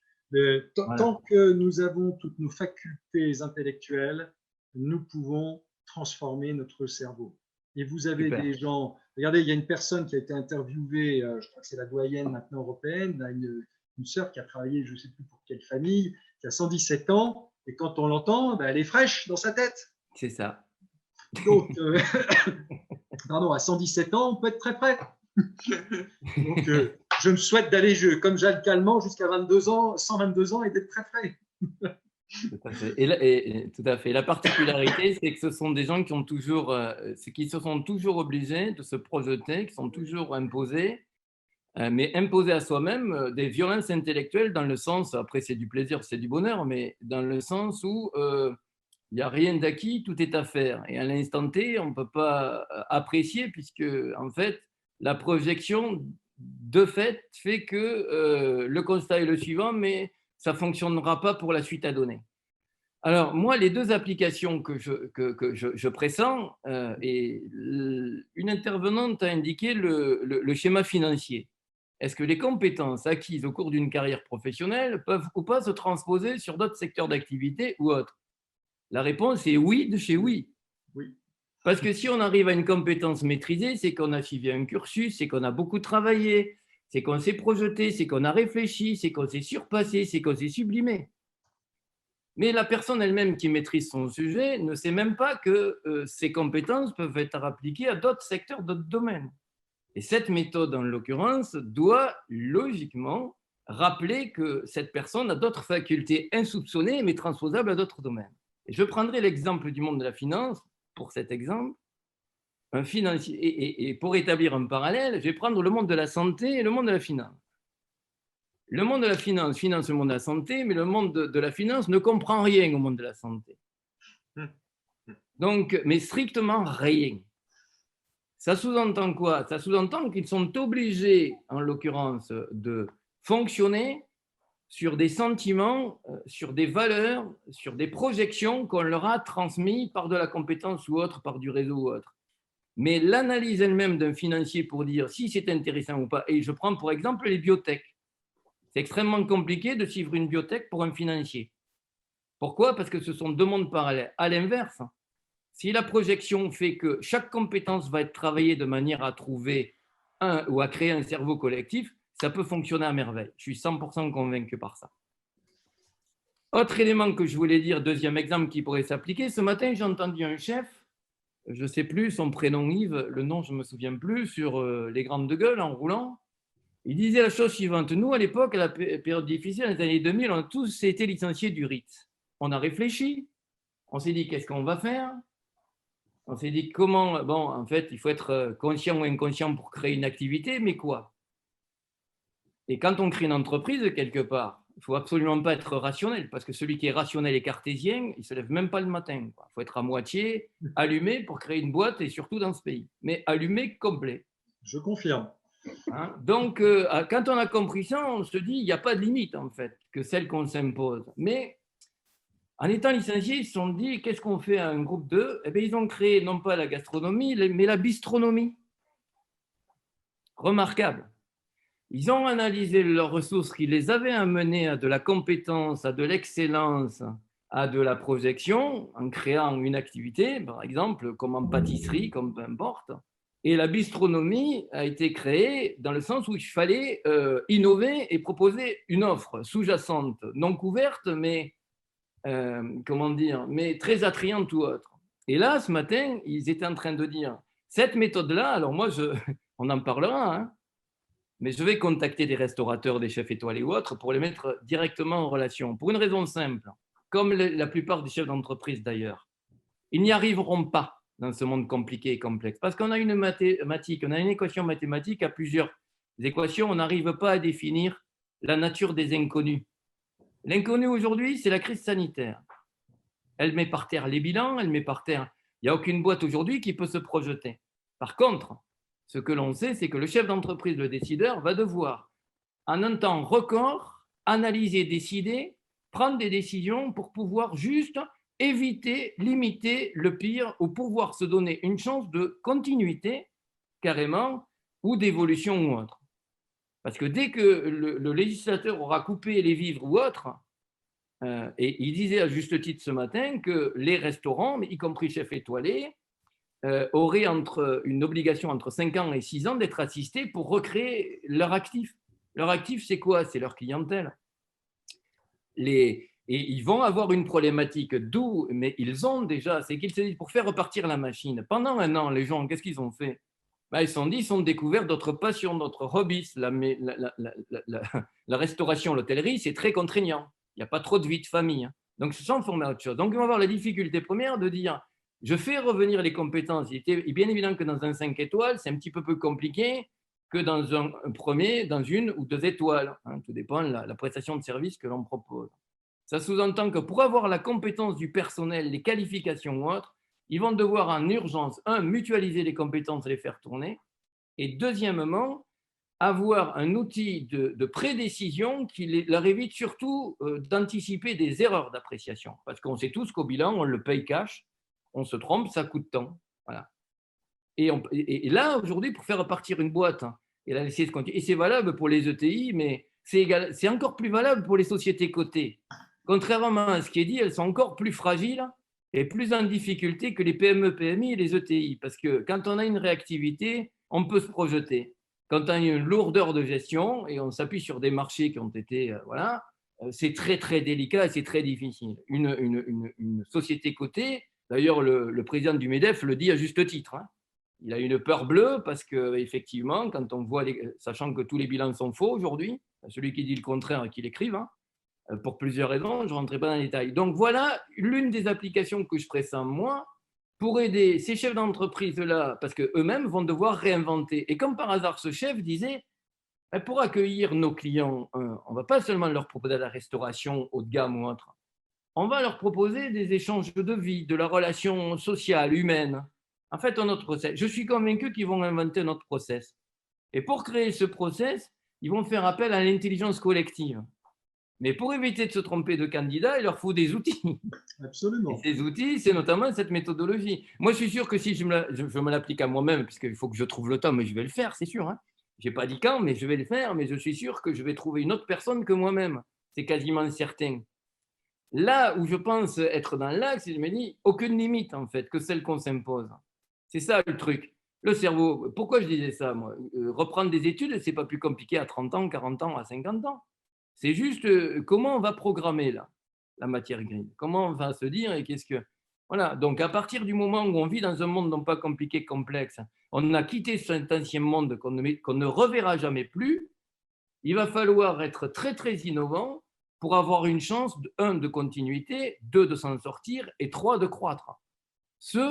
L'équation mathématique sur un délai court, en langage financier, ça s'appelle la VT et la VL. Pour ceux qui sont dans la finance, pour exemple. Merci Christian pour voilà. cette intervention. Y a-t-il d'autres questions? Parce que je vois qu'il est 18h42, donc peut-être que nous allons clore ce webinaire. Fabrice, as-tu des questions? Parce que, encore une fois, moi, je ne les vois pas. Donc, on n'a pas… Quand on est co-présentateur et qu'on oublie de mettre le micro, c'est toujours plus compliqué pour nos invités. Merci à tous. Merci d'avoir participé. Et puis, je dirais même merci à ceux qui sont restés aussi tard, parce qu'au départ, ce n'était pas aussi comment dirais-je, on a prévu 1 heure, 1h15, on a fait un petit peu plus. On avait prévu 1h30, on a fait 1h45, 43. Voilà. Alors, par contre, je vois, j'ai Valérie B qui demande la parole. Oui, merci beaucoup. Bonsoir à toutes et à tous. Merci pour votre intervention, Monsieur Chaumel. C'était vraiment très intéressant et très argumenté sur un plan des recherches scientifiques qui vous ont amené à développer votre outil. Ma question est très pratico-pratique et c'est une question d'ordre financier. Ne semble-t-il pas encore été posée. Je trouve l'approche extrêmement intéressante et très puissante et je trouve que sur un plan collectif, elle pourrait en effet remplacer un certain nombre d'outils et pourrait presque même être utilisée pour passer au tamis tous les collaborateurs de l'entreprise, pour pouvoir refaire une cartographie en fait, des compétences, pas des compétences, mais des potentialités qui n'auraient pas encore été identifiées chez certains collaborateurs. Et donc, du coup, assez naturellement est venue la question du coût. Alors, c'est vrai qu'aujourd'hui, on est plus sur des populations de cadres, sup, cadres dirigeants. Donc, on est moins sur des populations qui vont, je dirais, englober l'ensemble de l'entreprise. Et donc, il y a différents, parce qu'ensuite, il y a différents niveaux dans les prestations, mais pour MyPandora Test qui vont de 1 000 à 2 000 euros en fonction d'un certain nombre de dimensions. Ensuite, il y a le cerveau collectif aussi, bon, où là, c'est des séminaires de 2 jours. En général, pour une dizaine de personnes, c'est autour de 7 500 euros. Mais encore une fois, les prix, je dirais que c'est tellement sujet, enfin, ça varie tellement en fonction des sujets qui sont à traiter que, bon, je dirais qu'il faut rester relativement ouvert. Et bon, c'est pareil, après sur les recrutements, on est dans les fourchettes du marché, mais comme on apporte plus je dirais, de prestations, bah, finalement, c'est un meilleur rapport qualité-prix. Donc, mais bon, mais ça, je pourrais évidemment vous en parler plus précisément en face à face et en fonction des sujets à traiter. Mais pour vous donner un ordre d'idée, c'est sûr que quand on a travaillé dans les entreprises comme EDF ou on a travaillé avec, je ne sais plus, près de 400 personnes, ou quand on travaille au chantier de l'Atlantique, on a travaillé avec près de 500 personnes, avec la DCNS, on a travaillé avec 250 personnes. Bon, on est sur des chiffres qui peuvent sembler extrêmement importants. Mais bon, d'abord, ça ne se fait pas en 3 jours. Hein, et 2, par rapport à ce qui est sorti en termes d'innovation, parce que ça a permis aujourd'hui, si le président des chantiers de l'Atlantique avait dit, si nous n'avions pas eu cette méthode, cette entreprise aurait tout simplement fermé. Aujourd'hui, c'est une ETI qui emploie environ 2800 personnes, qui fait vivre 10 000 autres personnes avec les sous-traitants dans le bassin saint-nazérien. Et bien évidemment, ça a un impact économique colossal, bon, sachant que la rentabilité dans un domaine, et je ne trahis aucun secret dans le domaine du naval, quand vous êtes à 2%, vous criez youpi. Donc on est très très loin, évidemment, des chiffres de Stéphane Plaza. Donc ça, ce que je vous engage à faire, c'est qu'on puisse en parler, et puis après, en fonction du cas, en fonction, etc., tout se regarde dans la vie, tout s'observe, et on trouve toujours des solutions. C'est une très belle proposition. Merci en tout cas pour votre réponse. Je vous en prie, et puis écoutez, si cela vous intéresse, comme je l'ai proposé aux uns et aux autres, je me ferai une joie de vous envoyer les codes pour répondre à MyPandora Test, parce que c'est moi qui les ouvre, et puis évidemment des traités, et de vous rencontrer. Alors si possible, évidemment, le mieux c'est de se rencontrer dans le monde physique. Bon, mais à l'heure actuelle, on fait beaucoup de Teams, de Zoom, de Google Meet et autres. Et ça, je pense qu'on a dû tous s'y mettre, et rapidos. Et si je pouvais porter un commentaire personnel, n'ayez pas peur de faire le test. N'ayez pas peur. Ce n'est pas une remise en question, au contraire, c'est une révélation. Oui, j'y suis tout à fait favorable. Je pense que j'apprendrai beaucoup de choses sur moi-même. Absolument. Et Madame Brilot, je ne m'adresse pas qu'à vous. Je m'adresse à tous ceux qui sont encore autour de l'écran. Il y a ceux qui verront… Là, je vois un sourire là, qui se dessine chez Madame Béchirini. Et évidemment, puis aussi ceux qui verront le replay, etc., puisque derrière… J'espère que Fabrice, tu l'as bien enregistré, parce qu'effectivement, moi, je n'arrivais pas à avoir le bouton d'enregistrement. Je l'ai trouvé depuis, mais c'est un peu tard. Parfait. Bon, est-ce qu'on clôture? Parce que là, après, vous allez tous vous faire tirer les oreilles à la maison parce que tout le monde va commencer à avoir faim. Bon, en tout cas, un grand merci pour votre écoute. Un grand merci d'avoir pu partager ce moment avec vous. Et puis, j'espère au plaisir de vous rencontrer, au moins par écran, et encore mieux, comme on dit en anglais, IRL, in real life. Sur ce, excellente fin de journée, bonne soirée, et j'espère à très bientôt.